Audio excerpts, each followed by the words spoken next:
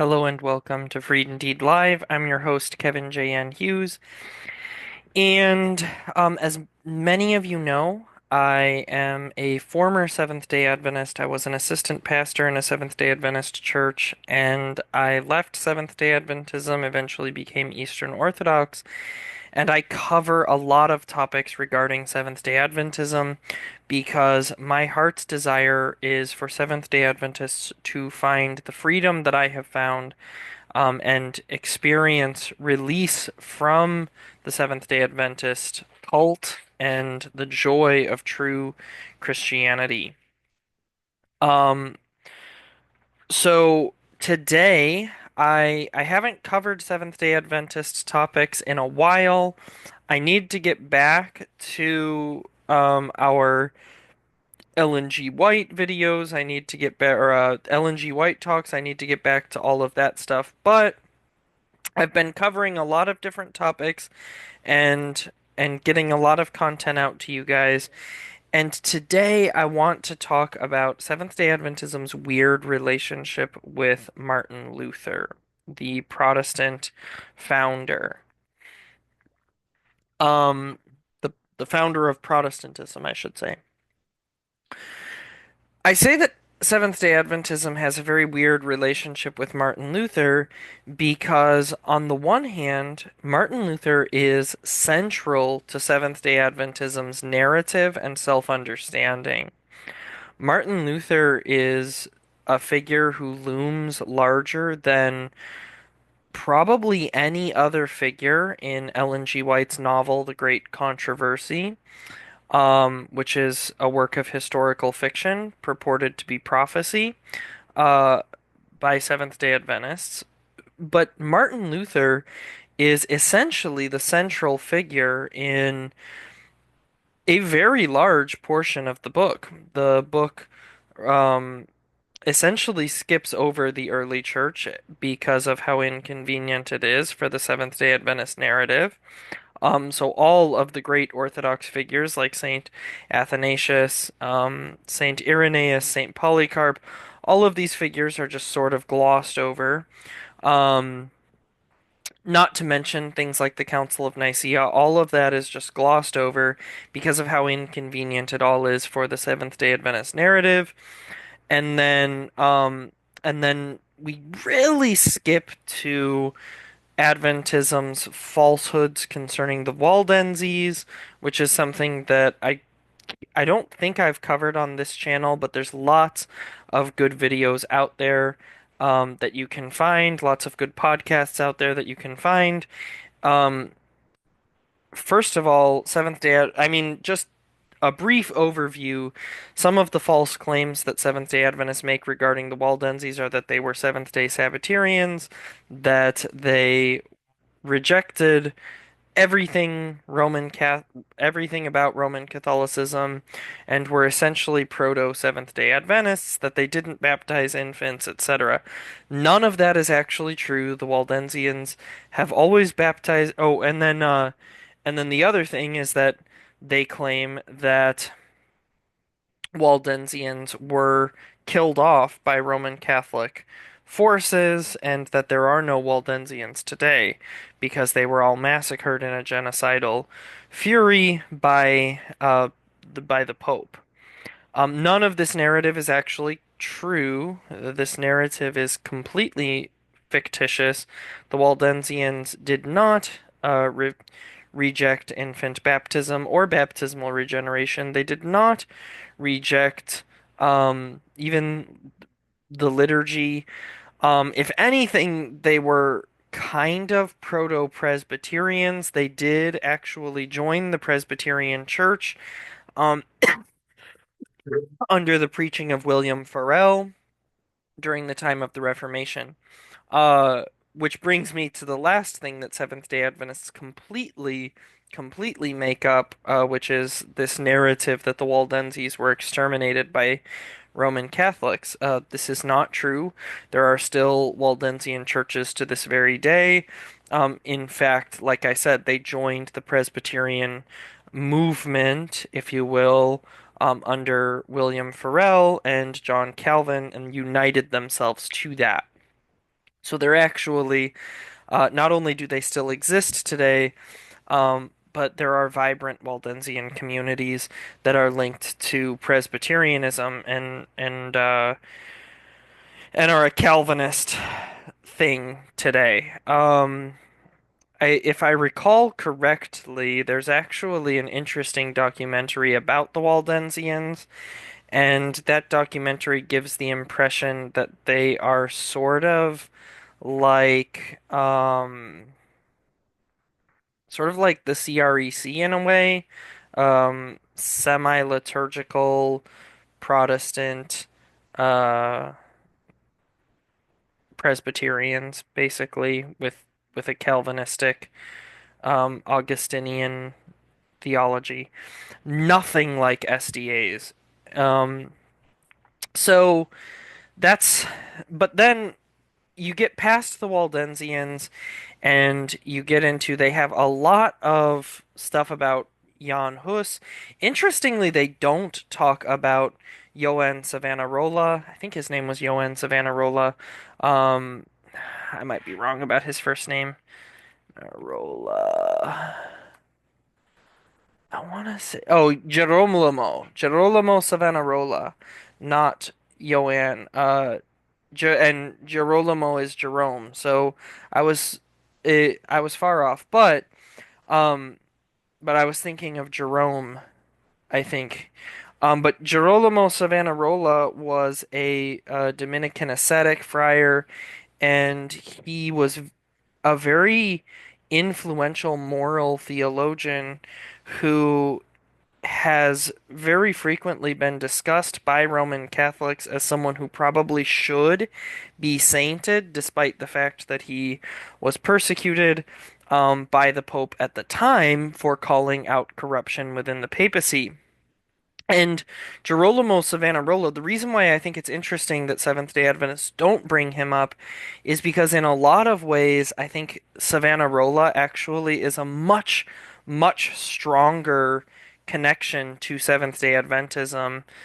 If you want to try to create this narrative of these people throughout history who are proto-Adventists, it's a narrative that falls apart anyway, but I'm surprised that I mean I'm not that surprised, but the fact that Seventh-day Adventists are just totally ignorant of most of history is why they don't talk about Savonarola. But if they knew about history, he would actually be a much more compelling figure for them than Martin Luther because he was so grounded in this sort of moral philosophy very similar to Adventists constantly calling people to moral reform in a way that they could draw a very I think they could draw a very similar parallel to what they think they're doing, the way they present themselves as calling people back to the law.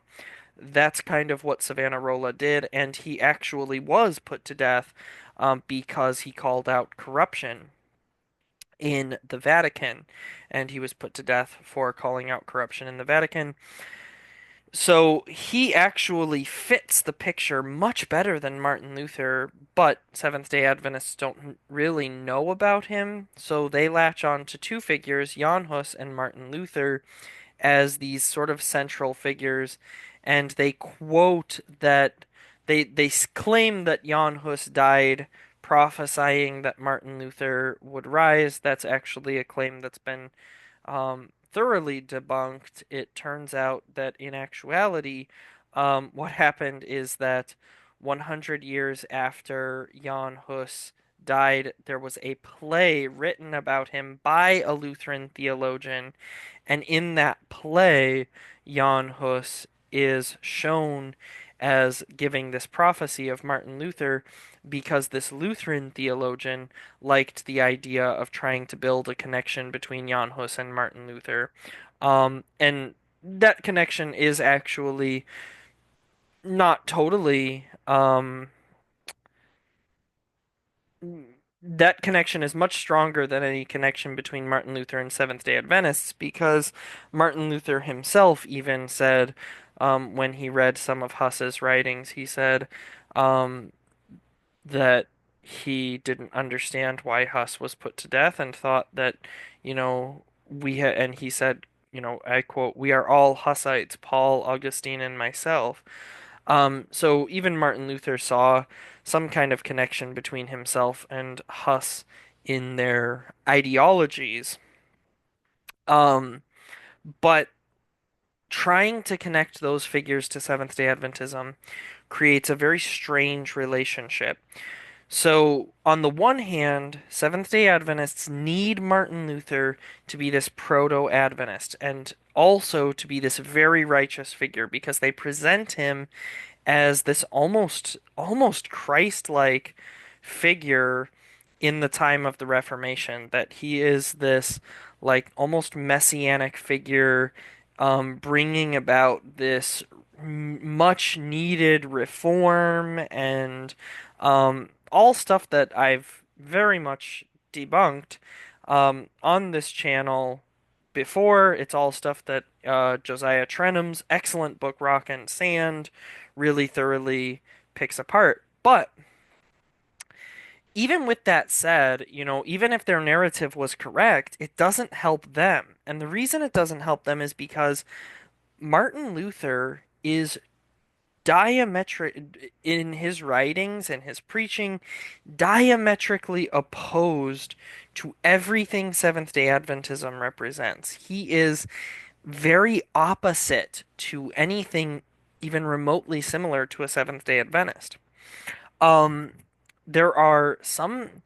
The truth is that you cannot be more different from Seventh-day Adventists than Martin Luther was.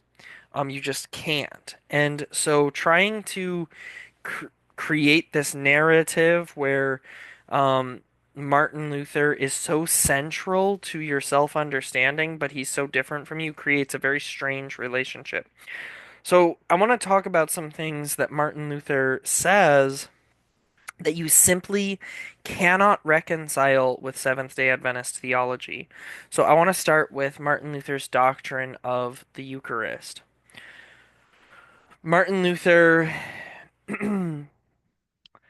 um so the book 95 Passages That Confound Protestants, the 2004 book, has this quote.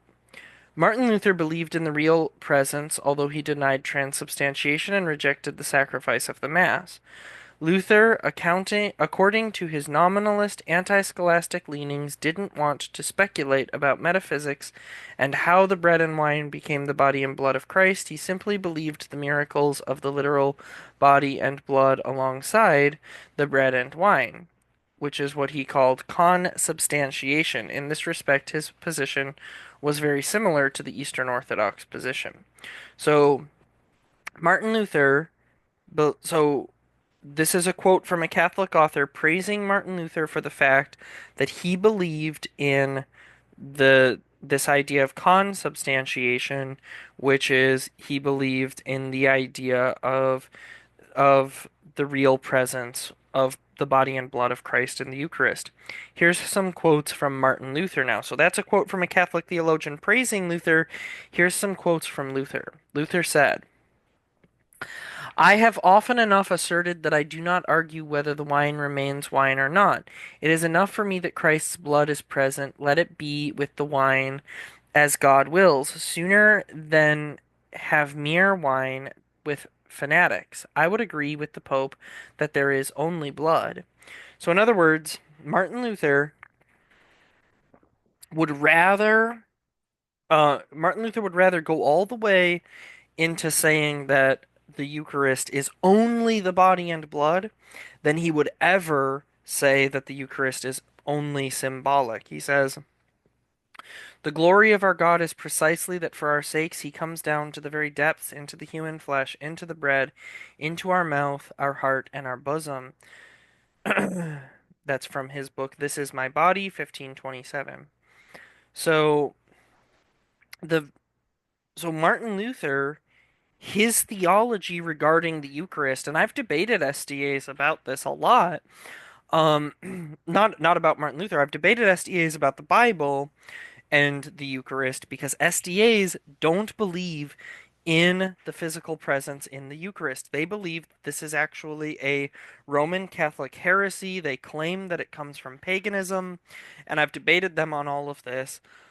But Martin Luther, he embraces the idea of the real physical presence of the body and blood in the Eucharist, something that cannot comport with a Seventh-day Adventist perspective.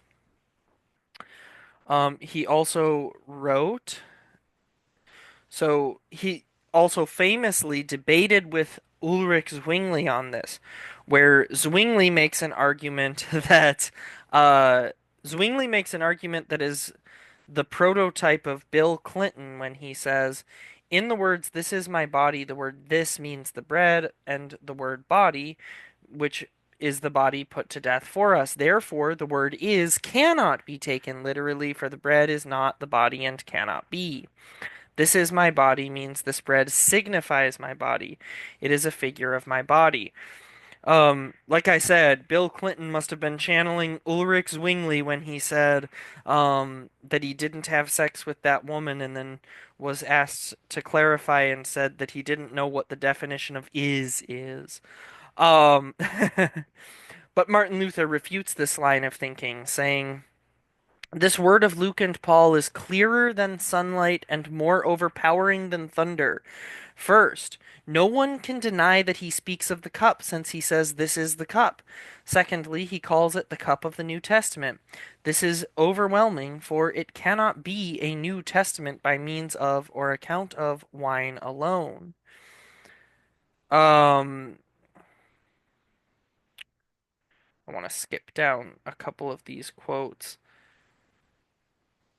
But I just wanted to I wanted to point out that in his debate with Zwingli, he adamantly denies Zwingli's position, which is the position Seventh-day Adventists take. Martin Luther expands. He says, "All right, there we have it. This is clear, plain, and unconcealed. I am speaking of my flesh and blood. There we have the flat statement which cannot be interpreted in any other way." He's referring to John chapter 6. Uh, there is no other way than this. Without his blood, there is no life, but death alone. Apart from his flesh and blood, if these are neglected or despised, how is it possible to distort this text? You must note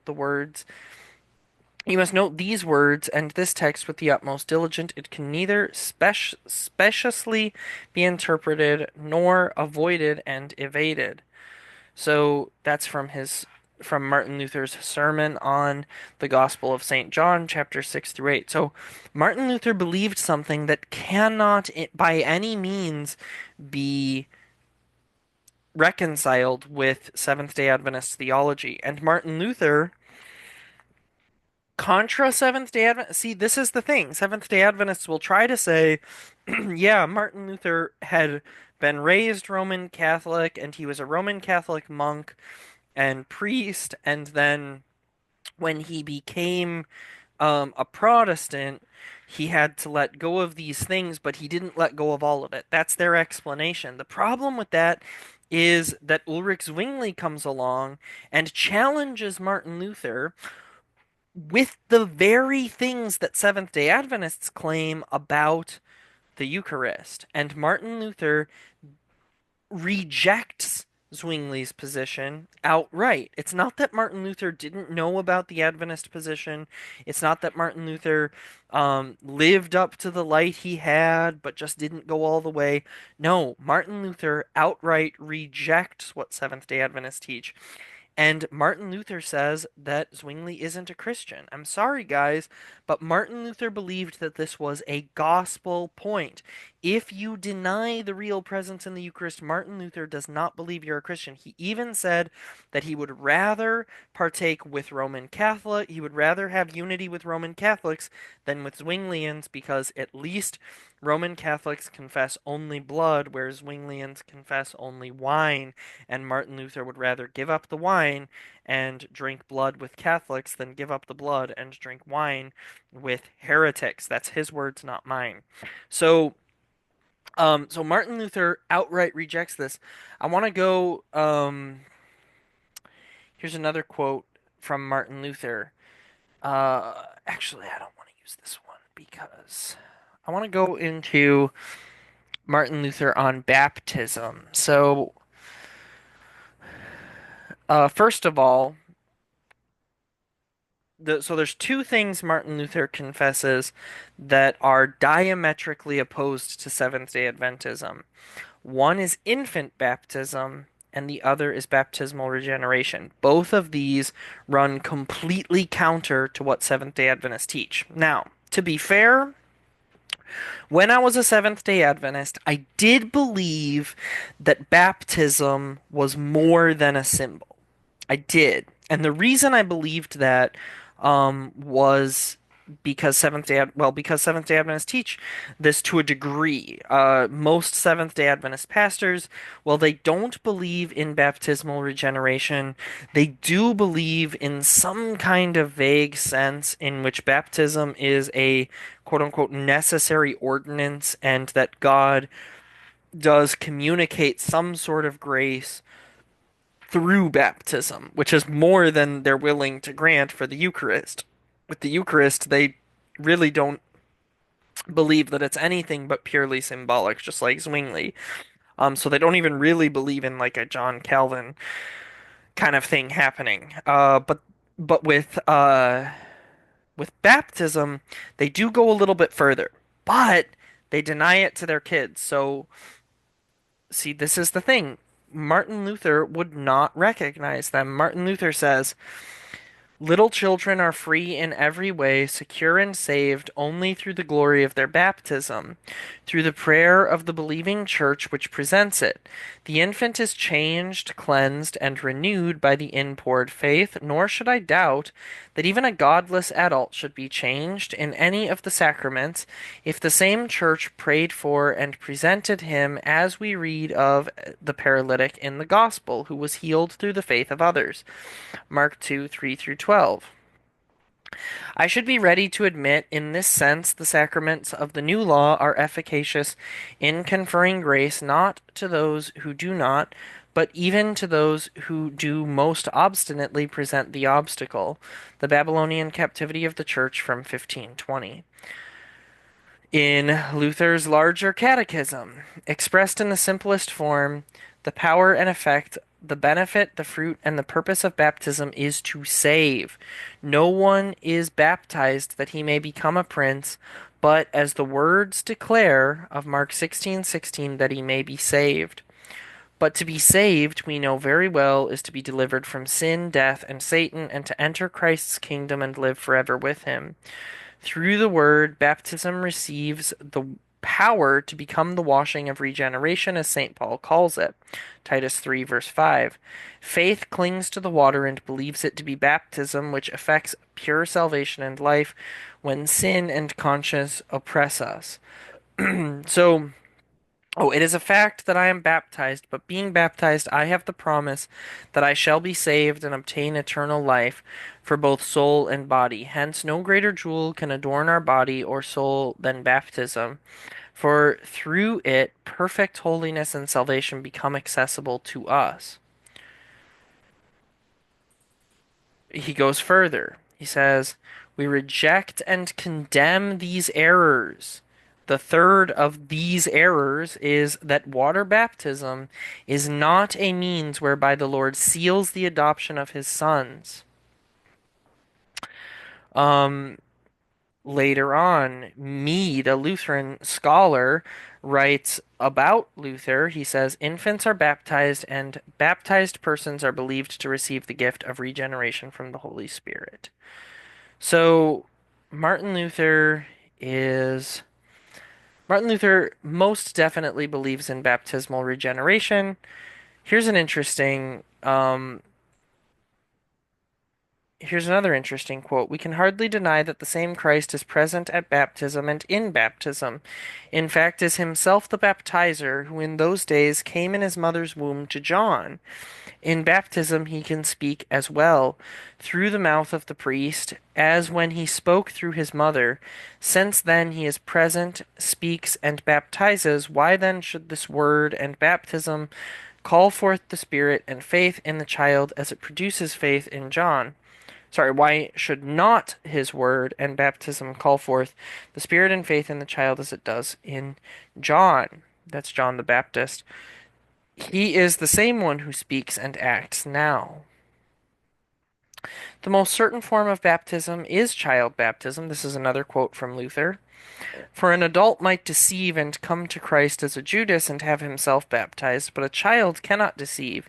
He comes to Christ in baptism as John came to him, as the children were brought to him, that his word and work might be effective in them and move them and make them holy. Because his word and work cannot be without fruit, yet it has this effect alone in the child. Were it to fail here, it would fail everywhere and be vain, which is impossible. So not only um, Martin Luther not only believed in baptismal regeneration, but he believed that infants are regenerated in baptism. Moreover, Luther denied the possibility of rebaptism. He actually was very against rebaptism to the point that he famously wanted Anabaptists put to death because of their practice of Anabaptism, rebaptism, the fact that they believed that people who had been baptized as infants should receive baptism as adults. He considered this to be the greatest of heresies, a denial of one's Christian baptism, and desired that these people be put to death. Now, I'm not I'm not saying that Luther was right or wrong in that. What I'm saying is that you cannot reconcile that with Seventh-day Adventist theology, and you cannot reconcile that with the Seventh-day Adventist portrayal of Martin Luther as this great anti-Catholic figure. It's just simply not there. Seventh-day Adventists love all of Martin Luther's quotes about the Pope being an ass. They love all of Martin Luther's quotes about the Pope being the Antichrist and all this stuff. But they always want to ignore these quotes that don't fit their narrative about Luther, namely the quotes that show Martin Luther as what he ultimately was, which is a very Catholic rooted figure. And like I said, part of the Seventh-day Adventist narrative is that he didn't quote unquote completely come out of Rome. But the truth is that Martin Luther, it's not that Martin Luther didn't know about, didn't understand, didn't whatever. It's that Martin Luther rejected the Adventist perspective on these very fundamental issues. And so Martin Luther cannot be reconciled with the Adventist perspective because Martin Luther is nothing like the way Adventists try to portray him. They try to portray him as this great rejecter of Roman Catholicism who despised all things Catholic like they do, and who sort of led the way in getting people to reject Catholic theology. This couldn't be further from the truth. The truth is that Martin Luther rejected the doctrine of the papacy, and he believed in the doctrine of sola fide. Um, and he did teach a version of sola scriptura, although he didn't teach the version of sola scriptura that Seventh-day Adventists do by a long shot. But so he had those three things sort of in common with SDAs, but not really, because when you dig deeper, you find out that for Martin Luther, the issue of baptism was far more central than the issue of the papacy. The issue of sola fide was very important to him, but it really held no.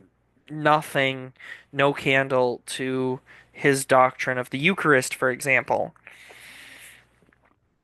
He clearly thought, like, even the Augsburg Confession goes to great lengths to try to demonstrate the Catholicity of the Protestant position. It does not try to say, well, sola scriptura, therefore we don't need any of this Catholic stuff. They try to present themselves as, and if you talk to Lutherans still today, the Lutheran self-understanding is that they are the inheritors of Catholic tradition.